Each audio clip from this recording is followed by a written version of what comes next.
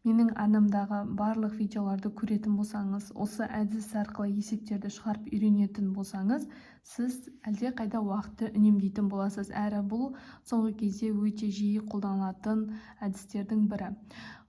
Ұзақ пропорция жасаудың орнына осылай қысқаша есептерді шығарып үйреніңіз. 3104 нұсқаны көреміз. Өте мұқият қарап отырыңыздар және бірге жазып шығарып отырсаңыздар да болады. Және бұл бойынша біз бірінші берілгені деп жазып алайық.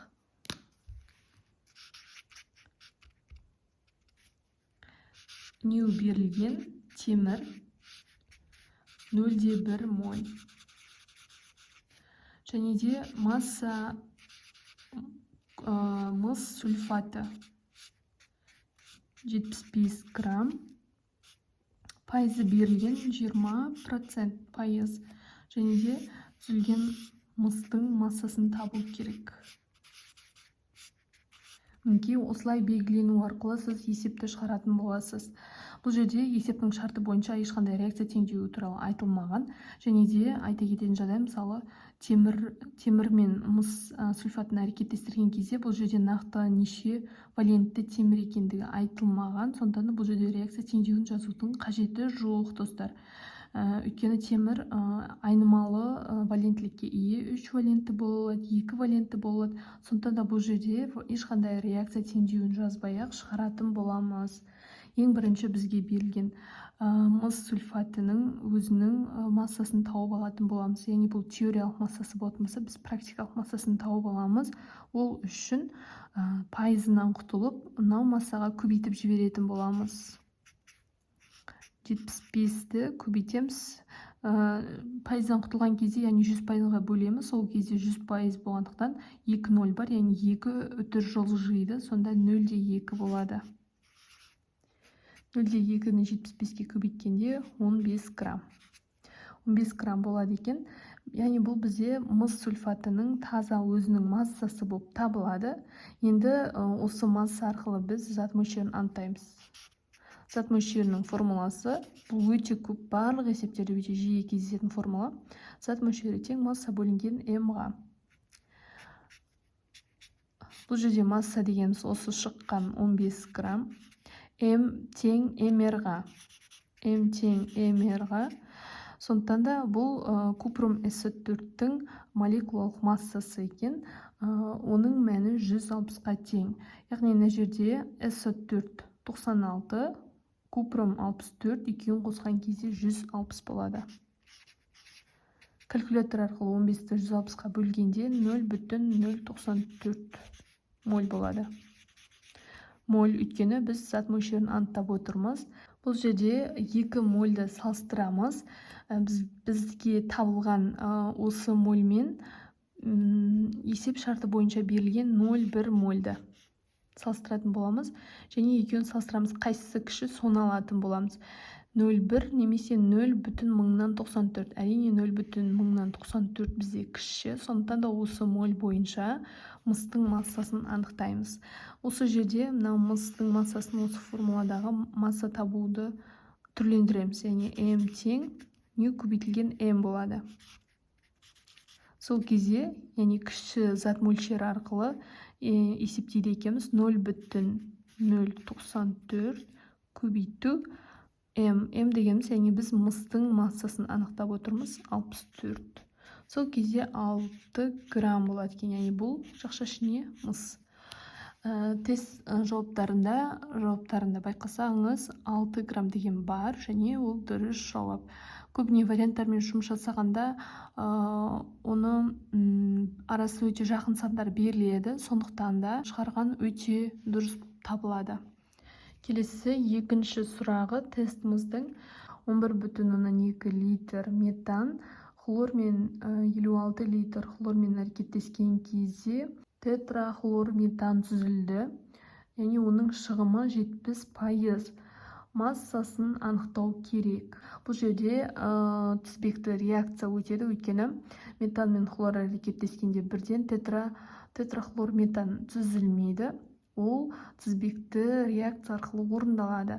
есеп шығарғанда әрине формуладан бөлек реакциялардың жүру жағдайы, қалай жүретіндігі, соның барлығын есте сақтау керек. Яғни келесіде бірінші берілген жазып алайық. Екінші есептің берілгені деп жазамыз. Кейін мен осылай жазам: В CH4 11,2 литр. В хлор 2, яғни хлор газы 56 литр. Шығым С хлор 4 70%. Және осыны массасын анықтау керек. Ең бірінші біз осы тізбекті реакцияны жазып шығайық. Бірінші CH4-ті қосамыз хлор 2-ге. Бұл жерде қараңыз, мынаның бір сутегі кетіп қалады, мынадан бір хлор келеді, екеуінен бір сутекпен бір хлор келіп, H хлор түседі, қалғандарын жазамыз ғой сонда. Сонда CH3, мынадағы бір хлор келеді. CH3 бір хлор, және бағанағы H хлор түзіледі. Яғни бәрінде бізде H хлор түзіліп отырады екен. Енді тура осы түзілген өнімді CH3 хлор плюс хлор 2. CH2 хлор 2 плюс H хлор. Бұл жерде яғни хлордың саны өсіп отырғанын көруге болады. Тура осы өнімді қайтадан жазамыз. CH2 хлор 2 плюс тағы хлор 2-ні қосамыз. Сол кезде мына жерде хлордың саны аз көбейіп отырады, ал сутек саны азайып отырады. CH хлор 3. Яғни осылай есте сақтап алсаңыз болады. Мынаны жазамыз қайттан. CH хлор 3 қосу хлор 2. Мына жерде енді H кетіп қалады. Сонда С хлор 4 қалады екен. С хлор 4 және H хлор. Яғни С хлор 4 деген шағы сұралып отырған масса бізде тетра хлор метан. Бұл жерде берілген заттар мынаның литрі және хлордың литрі берілген. Тек қана мынаның шығымы берілген, өнімнің шығымы берілген, және осының массасын анықтау керек. Әрине ең бірінші біз мынау берілген шамалар бойынша мына екеуінің де зат мөлшерін анықтап аламыз. Сол бойынша шыққан зат мөлшерлерін салыстырып, өнімнің массасын анықтаймыз. Зат мөлшерін табу формуласы өзімізге белгілі. Бұл жерде көлемге қатысты болып тұр, сондықтан да В бөлінген ВМ формуласы қолданылады. Әрқайсысы үшін тауып аламыз. В берілген бірінші метан үшін тауып аламыз 11,2, яғни көлемі 11,2-ні бөлеміз. ВМ деген тұрақты 22,4 бөлген кезде 0,5. Екінші, бұл жерде де литр, сондықтан да зат мөлшерін литр бойынша осы формуланы пайдаланамыз. 56-ны бөлеміз тағы 22,4-ге, яғни бұл тұрақты шама. ВМ деген тұрақты шама, сондықтан да бірдей сандарға бөліп отырмыз. Бөлген кезде 2,5 болады. 2,5 болады, және екеуін салыстырамыз. 0,5 кіші ма, әлде 2,5 ба? Әрине 0,5 кіші. Осы бойынша біз есебімізді шығаратын боламыз. Зат мөлшеріндегі масса табу формуласын пайдаланамыз. Осы формулаға қоямыз. Яғни бұл жерде нью дегеніміз мынау ең кіші таңдап алынған зат мөлшері, көбейтілген М дегеніміз біз табу керек масса. Яғни С хлор 4-тің массасы, ол дегеніміз хлор 35,5, 35,5-ті 4-ке көбейтіп қосамыз 12-ге. Сол кезде 154 болады. 154-ті 0,5-ке көбейткен кезде 77 болады. Осы кезде біз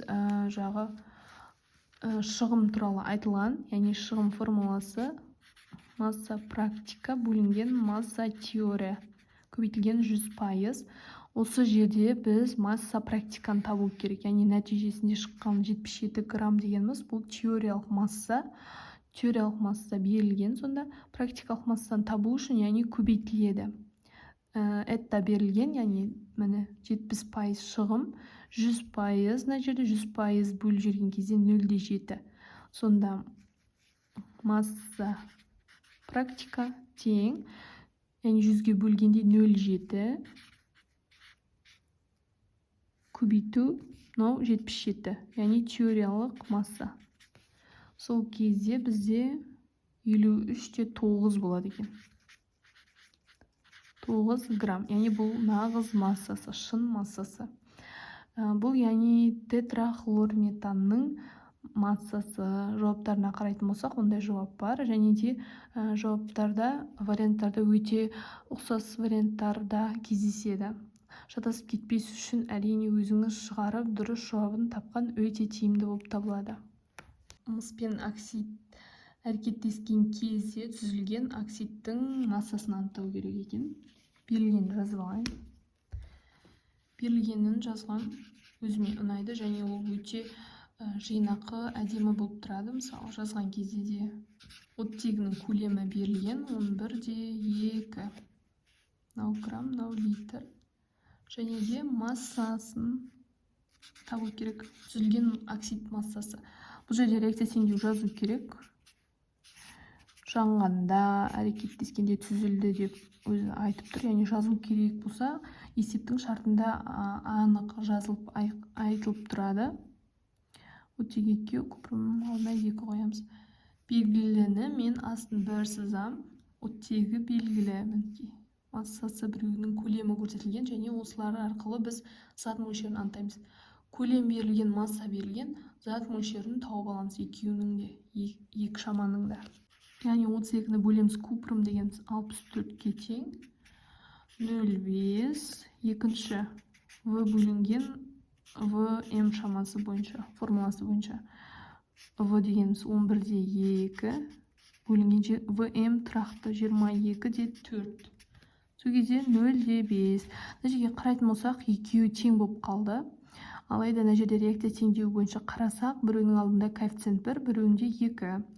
Бірдің өз бөлгенмен ешқандай пайда жоқ, сондықтан да 2-ге бөлеміз мыстықын. 2 коэффициенті тұр, яғни 2 мольді білдіреді бұл. 0,5-ті бөлеміз 2-ге. Сол кезде мына жерде моль саны өзгереді. 0,25. Енді осы арқылы біз салыстырайық. 0,25 кіші ма, әлде 0,5? Әрине 0,25. Осы 0,25 бойынша химиялық реакция теңдеуі бойынша деп біз пропорция құрастырамыз. Химиялық реакция теңдеуі бойынша. Яғни химиялық реакция теңдеуі бойынша пропорция құрастырамыз. Бұл бізде 0,25 мыстікі. Сондықтан да осы мұз пен мынау арасында пропорция орындалады.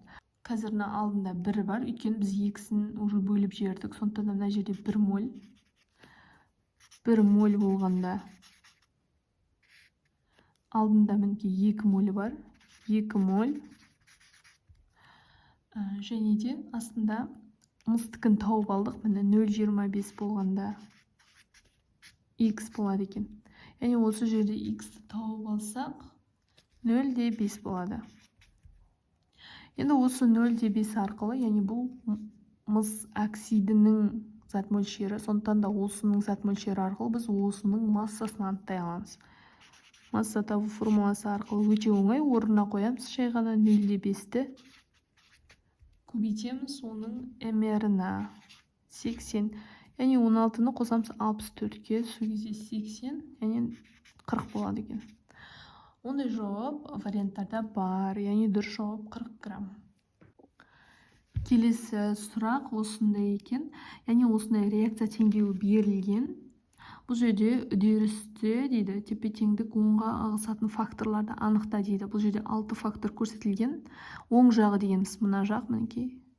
Менің қолым тұр, мысалы, оң қолым, сондықтан да оң жағы осы жақ болады. Менің сол қолым тұрған жақ, әрине сол жақ болса, сол жақ мына жақ болады, егер шатасып кететін болсаңыз. Яғни осы оң жаққа ығысатын жағдайларды табу керек бізге. Химиялық тепе-теңдік оңға не солға ығысу туралы видео бар. Менің осы сабағымды көру арқылы сіз дәл осы есепті өз еркіңізбен шығара аласыз. Және астына жауаптарын жасаңыз болады. Қай вариант сіз үшін дұрыс? Достар, осы сынды тест талдау видеолары сізге ұнаған болса, лайк басып, достарыңызбен бөлісе отырыңыз. Келесі видеода кездескенше.